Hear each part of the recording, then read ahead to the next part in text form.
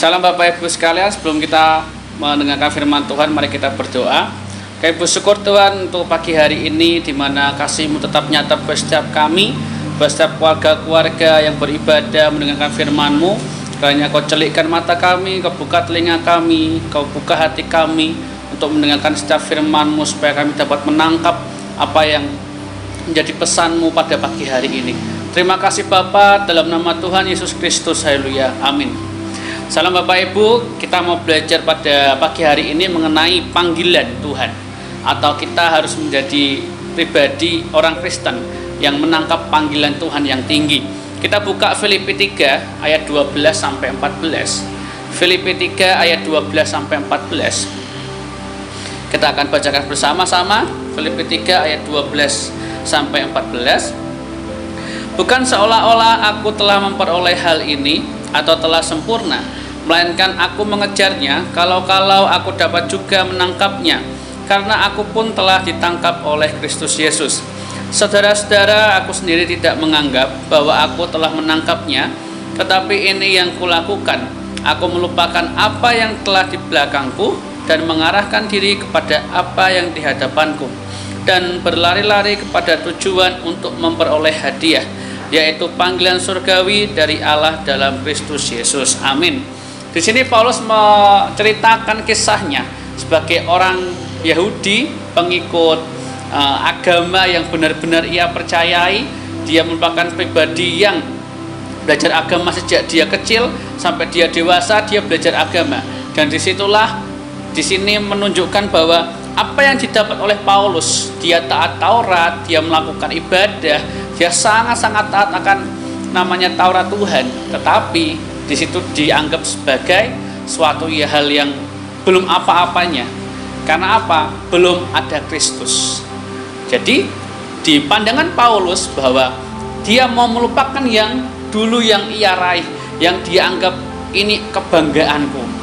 Ketika ada orang Yahudi yang belajar agamanya yang sampai tingkat tinggi, itu suatu kebanggaan dan suatu kehormatan, dipandang sebagai orang yang bermartabat. Dan itu ternyata untuk Paulus sudah tidak lagi menjadi kebanggaan, karena dia sekarang fokusnya untuk berlari pada tujuannya, yaitu adalah panggilan surgawi. Nah, panggilan surgawi ini yang merupakan hal yang ingin diceritakan oleh Paulus, bahwa setiap orang percaya panggilannya adalah panggilan surgawi, panggilan yang tinggi. Dan dikatakan di ayat 12 bahwa aku mau menangkapnya. Ya, jadi kita sebagai orang Kristen harus menangkap panggilan Tuhan, panggilan surgawi, panggilan yang tinggi untuk menerima upah yang surgawi itu. Ya, inilah panggilan yang harus diterima oleh orang-orang yang percaya. Ketika Paulus mengejar, ini seperti orang yang berlari dengan gigihnya, seperti orang yang berlari dengan segenap kekuatannya. Nah, ini perjalanan iman kita harus mengejar yang namanya upah. Panggilan surgawi itu kita kejar dalam hidup kita, supaya dalam hidup kita ini kita dengan kegigihan tidak menghilangkan atau kehilangan iman dalam kita menjalani hidup bersama Tuhan Yesus, mengiring Tuhan. Seperti orang yang berlari, jika kita sebagai anak Tuhan tidak berlari, maka dunia begitu akan menarik kita. Kalau kita tidak berlari dengan kegigihan, dengan suatu niat yang besar, suatu keinginan yang besar untuk meraih apa itu panggilan surgawi, kita meraih hal yang surgawi, maka dunia akan menyeret kita untuk kembali ke dunia ini. Oleh sebab itu, kita sebagai anak Tuhan harus berlari, tidak boleh berhenti. Ketika kita dalam perlombaan, kita melihat suatu upah yang besar, wah, upahnya katakan rumah mewah, harga miliaran. Kalau kita melihat hal itu, maka kita akan berlari dengan segala kekuatan kita meraih yang namanya upah hadiah itu. Tetapi kalau kita tidak meraihnya, berarti mata iman kita sedang buta. Oleh karena itu butuh yang namanya mata rohani, mata iman. Kita harus latih mata iman kita melihat bukan yang di dunia ini, melihat apa yang ada di depan kita yang tidak kelihatan. Butuh iman yang besar, butuh mata iman. Mata jasmani terbatas, hanya melihat yang kelihatan saja. Tetapi mata iman menguatkan kita untuk berlari mencari Tuhan, mengejar Tuhan. Karena pengenalan akan Tuhan itu yang diajarkan Paulus. Aku ingin mengenal yang maha tinggi. Aku ingin mengenal kuasa Tuhan, kuasa penderitaannya, kuasa kebangkitannya. Ini yang Paulus ajarkan kepada setiap kita. Dalam penderitaan Tuhan Yesus ada kebangkitan. Ketika kita bersatu dengan penderitaan Tuhan Yesus, kita menderita, sekalipun kita sudah benar, nanti Tuhan akan nyatakan suatu kebangkitan yang besar buat setiap kita. Oleh karena itu, kita harus berlari, mendapat panggilan surgawi, panggilan yang tinggi, dapatkan upah yang besar, mengarahkan pandangan kita ke depan. Jangan kita melihat yang di belakang. Mungkin kita punya pengalaman yang luar biasa yang kita bisa bagi-bagi ke orang lain. Mungkin kita sekolah tinggi, mungkin kita punya sesuatu yang kita banggakan, harta benda yang kita miliki. Ingat, itu kebanggaan yang dianggap Paulus sebagai hal yang sia-sia, atau dalam bahasa aslinya dikatakan itu sampah. Jadi yang kita miliki dunia itu sifatnya sama dengan sampah yang tidak berguna. Yang penting, yang berguna adalah panggilan surgawi. Dan ini ketika kita mengikut Tuhan, banyak tantangan dan hambatan. Tawaran-tawaran dunia itu begitu bisa menarik kita. Ketika kita kurang iman, ketika kita tidak mengokohkan iman kita kepada Tuhan, dunia akan menawarkan hal-hal yang membuat kita terjerat. Dan ini tantangan iman kita. Tantangan iman kita itu bukan sesuatu yang mudah untuk dihadapi. Tapi tantangan iman itu adalah tantangan iman karena kelihatan. Saat ini kita tidak bisa melihat upah yang besar kerajaan surga, tidak bisa melihat. Tetapi dunia ini yang kelihatan lebih wah dapat rumah, mengusahakan uang banyak. Itu yang kelihatan. Nah, kalau iman kita tidak kuat, kita kalah. Oleh sebab itu, tantangan hambatan itu lebih berat karena kelihatan dibandingkan upah yang belum kelihatan. Nah, ini butuh iman yang besar.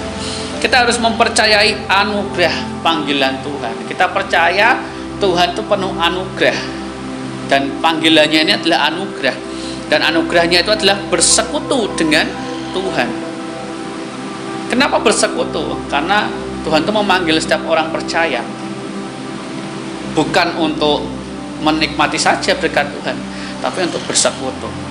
Seperti Paulus ingin bersekutu dengan penderitaannya Tuhan Yesus, sehingga dia mendapatkan kuasa kebangkitannya. Itu yang penting. Kita mengenal Tuhan, mengenal kuasa kebangkitan Tuhan, dan itu merupakan suatu hak seorang mempelai. Ketika seorang mempelai pria ini ingin mempelai wanitanya lebih baik lagi, tentunya seorang pria menginginkan seorang wanita yang menurutnya pas dalam hatinya. Nah, Tuhan mau kita sebagai wanita-wanitanya Tuhan, mempelai perempuannya Tuhan, kita dipoles, diproses lebih lagi. Tuhan memanggil semua orang, tetapi sedikit yang dipilih. Dari yang dipilih ini lebih sedikit lagi, karena Tuhan butuh yang setia. Jadi kalau kita menjadi orang Kristen, semua orang kemungkinan bisa jadi orang Kristen, banyak orang. Tapi untuk yang dipilih, ini khusus mereka yang taat. Nah, kalau ketaatan kita itu terus-menerus, konsisten, taat, maka kita dianggap Tuhan setia. Ini yang penting. Oleh karena itu, ketaatan kita bukan satu hari ini kita taat, besok tidak mau taat, jam sekian kita taat, nanti siang kita malam tidak taat. Itu bukan setia. Tuhan mau yang setia, yang taat terus-menerus. Allah memanggil kita untuk bersekutu, untuk hidup kudus. Kita buka 1 Petrus 1. 1 Petrus 1 ayat 15 dan 16. 1 Petrus 1 ayat 15 dan 16. 1, 2, 3. Tetapi hendaklah kamu menjadi kudus di dalam seluruh hidupmu, sama seperti Dia yang kudus yang telah memanggil kamu Sebab ada tertulis, kuduslah kamu sebab aku kudus. Ini yang penting. Tuhan memanggil kita untuk hidup kudus. Nah, ini salah konsepnya banyak orang. Kalau mau kudus itu tidak boleh ini, tidak boleh itu, nggak boleh ini, nggak boleh itu. Kita nggak boleh ngomong ini, nggak boleh ngomong itu, nggak boleh makan ini, nggak boleh itu. Nah, bukan seperti itu. Kekudusan itu berbicara mengenai Tuhan ingin bersekutu dengan kita. Tuhan karakternya adalah kudus, dan dia memanggil semua orang untuk masuk dalam rumahnya. Dikatakan rumah pestanya Tuhan, menikmati persekutuan fellowship dengan Tuhan. Tetapi Tuhan tidak bisa berfellowship dengan orang-orang yang dipanggil itu ketika dia masih hidup dalam keberdosaannya. Butuh yang namanya kekudusan. Nah, inilah yang Tuhan mau. Tuhan tuh rindu semua orang bisa bersekutu dengan dia. Tuhan rindu semua orang bisa percaya, bisa menguduskan hidupnya untuk bersekutu. Ini tujuan Tuhan. Jadi ketika Tuhan meminta untuk umatnya kudus, bukan sekedar tidak boleh ini, tidak boleh itu, tapi bagaimana orang Kristen itu bisa bersekutu dengan Tuhan dengan baik. Tuhan panggil semua orang untuk ikut masuk dalam rumah pestanya. Tapi kalau tidak kudus, Tuhan tidak bisa bersekutu. Hanya yang satu frekuensi yang bisa nyambung. Seperti radio mencari frekuensinya, gelombangnya. Kalau tidak bisa kena, tidak jelas. Tidak jelas suaranya. Sama dengan Tuhan. Ketika kita jadi anak Tuhan, Tuhan mau kita kudus supaya kerinduan Tuhan untuk bersekutu itu bisa. Oleh karena itu kekudusan bukan soal nggak boleh ini, tidak boleh itu, tapi tujuan sebenarnya adalah Tuhan mau bersekutu, fellowship dengan setiap kita. Dan kekudusan itu harus kita memisahkan dari dunia. Tuhan mau bersekutu dengan kita, tapi jangan bawa manusia duniawimu, jangan bawa manusia lamamu masuk ke rumah pesta. Ketika kamu mau bersekutu dengan aku, tinggalkan hal duniamu. Jangan sampai itu dibawa masuk dalam rumah pesta. Karena aku tidak bisa bersekutu dengan orang-orang yang membawa masa lalunya, membawa dosanya dalam rumah pesta. Ya, ini tujuan Tuhan, bersekutu. Jangan sampai kita bawa hal-hal dosa kita, kesalahan kita, hal-hal yang masih mengikat, hal dunia yang mengikat kita, membuat kita tidak bisa masuk dalam rumah pesta Tuhan. Oleh karena itu butuh yang namanya merasakan kebaikan Tuhan. Orang yang benar-benar merasakan kebaikan Tuhan, dia akan meninggalkan hal-hal duniawi. Karena apa? Rasa itu tidak bisa dititipkan orang lain. Ketika kita tanya kepada orang ke kafe ini atau ke makanan ini, rasanya enak enggak? Orang itu bilang, wah enak, ini enak, murah, enak, wah pokoknya ini enak sekali. Oh enak ya. Bukan seperti itu. Tapi ketika kita bilang enak karena kita merasakan, kita makan makanan A, B, C, kita benar-benar bisa bilang enak ketika kita mencicipi. Nah, itulah kebaikan Tuhan. Orang Kristen yang tidak bisa menyaksikan kebaikan Tuhan, itu seperti orang Kristen yang belum merasakan kebaikan Tuhan. Oleh karena itu, kebaikan Tuhan itu harus benar-benar kita cicipi. Anugerah Tuhan itu kita cicipi. Dikatakan, kecaplah dan lihatlah betapa baiknya Tuhan itu. Jadi kita tidak bisa bilang, oh Tuhan itu baik, tapi kita belum merasakan kebaikan Tuhan. Kita belum mengalami kebaikan Tuhan, tidak bisa. Oleh sebab itu kita harus kejar Tuhan sampai merasakan anugerah Tuhan, sampai merasakan kebaikan Tuhan dalam hidup kita. Kita buka 1 Korintus 1 ayat 26 sampai 30. 1 Korintus 1 ayat 26 sampai 30. Kita baca bersama. 1, 2, 3. Ingat saja saudara-saudara, bagaimana keadaan kamu ketika kamu dipanggil. Menurut ukuran manusia, tidak banyak orang yang bijak, tidak banyak orang yang berpengaruh, tidak banyak orang yang terpandang. Tetapi apa yang bodoh bagi dunia dipilih Allah untuk memalukan orang-orang yang berhikmat. Dan apa yang lemah bagi dunia dipilih Allah untuk memalukan apa yang kuat. Dan apa yang tidak terpandang dan yang hina bagi dunia dipilih Allah. Bahkan apa yang tidak berarti dipilih Allah untuk meniadakan apa yang berarti, supaya jangan ada seorang manusia pun yang memegahkan diri di hadapan Allah, tetapi oleh Dia kamu berada dalam Kristus Yesus, yang oleh Allah telah menjadi hikmat bagi kita. Ia membenarkan dan menguduskan dan menebus kita. Amin. Jadi di sini kita harus percaya bahwa Tuhan sanggup. Ya, jadi dipilih Allah. Sangat banyak di sini katanya diulang, dipilih Allah. Kita itu dipilih Allah, dipilih Allah, dipilih Allah. Dalam hal apa? Tuhan mau tuh membenarkan kita. Kita dipilih Allah untuk dibenarkan. Jadi pemilihan Allah itu bukan karena sudah kudus Tuhan pilih. Tidak hanya berbicara soal itu. Paulus bilang kepada jemaat Korintus, kamu tuh dipilih Allah untuk dibenarkan oleh Tuhan. Kamu tuh dipilih Allah untuk dikuduskan oleh Tuhan. Kamu dipilih Allah untuk ditebus. Ini yang penting. Terkadang kita tidak menyadari, seperti tadi kebaikan Tuhan yang harus dikecap. Kita harus benar-benar merasakan kita dibenarkan Tuhan. Kita dikuduskan oleh Tuhan. Kita telah ditebus Tuhan. Dan Tuhan itu menjadi hikmat dalam hidup kita. Itu penting. Ketika kita tidak memaknai bahwa kita itu sudah diambil dari dunia, kita diambil dari dosa untuk dibenarkan, dipindah dunia yang berdosa ini, taruh pada kerajaan surga, taruh pada hal-hal yang benar. Ini butuh kekuatan Allah. Tanpa Tuhan turun ke dunia, kita nggak bisa. Seberapa banyak orang beramal, seberapa banyak orang itu beribadah, tidak akan bisa masuk dalam kerajaan surga kalau bukan Yesus menyatakan dirinya ke dalam dunia. Kita tidak tahu pribadi Allah itu. Oleh karena itu, ini yang penting. Allah telah memilih kita dulu, Allah mengasihi kita, jadi kita bisa mengasihi. Ini yang penting Bapak Ibu. Kita harus tahu, kalau kita tidak merasakan kebaikan Tuhan, kita tidak akan tahu bagaimana kita dibenarkan, ditebus, bagaimana kita dikuduskan oleh Tuhan. Percaya kemampuan Tuhan yang menguduskan kita. Kita manusia lemah, kita manusia tidak bisa kudus, tapi Tuhan bisa.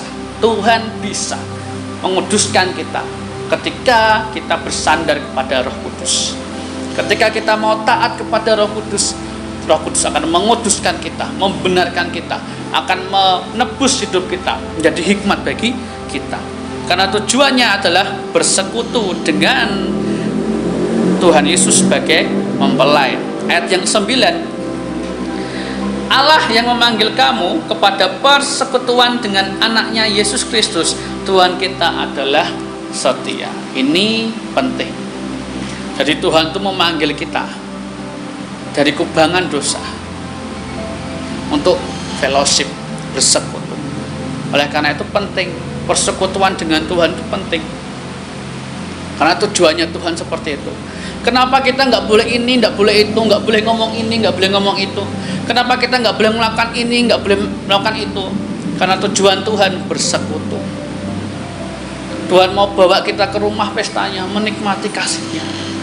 Ini kekristenan. Jadi kekristenan itu bukan soal perkara duit, uang, berkat, enggak. Kekristenan itu soal apa? Fellowship. Yang dimulai dari kita meninggalkan hal-hal dunia. Ketika kita mau meninggalkan hal dunia, mengarahkan pandangan kita ke depan, kemudian kita meraih yang namanya upah surgawi, itulah tujuan Tuhan. Kita menerima namanya persekutuan, masuk dalam rumah pesta. Oleh sebab itu, seperti halnya Esther yang dipilih menjadi ratu, ya, itu diseleksi dari banyak orang, dipanggil, tawaran yang menjadi seorang ratu, ditawarkan ke seluruh negara, seluruh provinsi. Kemudian dari semua provinsi itu dipilih, dimasukkan yang namanya rumah para wanita, dikarantina dulu 1 tahun, dikarantina, dipoles, diajari etika kerajaan, diajari hal ini, cara makan, cara minum, cara berjalan, cara ngomong, diajari seperti itu. Tetapi yang masuk itu tidak cuma Esther yang dipilih. Jadi dari semua orang wanita dipanggil, yang dipilih masuk dalam rumah yang dipersiapkan. Nah, rumah istana ini itu banyak sekali, nggak cuma Ester, beberapa wanita calon-calon ratu. Butuh apa? Satu lagi, kesetiaan. Dan Ester dikatakan dia sangat dikasihi oleh orang penjaga, namanya Hegai. Hegai itu mengawasi seluruh wanita-wanita yang menjadi calon ratu. Dan Ester pribadi yang dikatakan ketika Hegai melihat Ester, maka timbul namanya kasih sayang. Artinya apa? Di hadapan Hegai, Ester ini layak menjadi seorang ratu dunia. Nah, pribadi kita seperti Ester. Kita dipanggil, dipilih. Dalam pemilihan ini butuh proses, Bapak Ibu. Dan itu penting. Proses inilah yang membawa kita ke dalam perkenanan Tuhan, menjadi mempelai Kristus. Butuh namanya ketaatan hingga menjadi setia. Mari kita berdoa. Kami bersyukur Tuhan pada pagi hari ini kasih-Mu besar buat setiap kami. Panggilan-Mu juga besar Tuhan buat setiap kami. Kami mau meraih panggilan surgawi, meraih panggilan yang tinggi. Kami mau meninggalkan hal-hal duniawi kami, meninggalkan dosa-dosa kami, dan kami mengarahkan pandangan kami ke depan, mengarahkan pandangan kami untuk menerima upah yang besar. Ajar kami Tuhan, buat kami Tuhan tunduk dengan perintah-perintah-Mu, tunduk dengan aturan-aturan-Mu Tuhan, supaya kami menjadi pribadi yang seperti Ester, yang taat, turut perintah-perintah-Mu Tuhan. Terima kasih Bapa, berkati setiap kami, jemaat-jemaat-Mu, keluarga-keluarga yang di rumah yang beribadah, Kau berkati Tuhan. Kami percaya Tuhan, Roh Kudus yang selalu menguatkan setiap kami, Roh Kudus yang selalu menguatkan kami ketika proses itu datang dalam hidup kami. Terima kasih Bapa, dalam nama Tuhan Yesus Kristus. Haleluya, amin.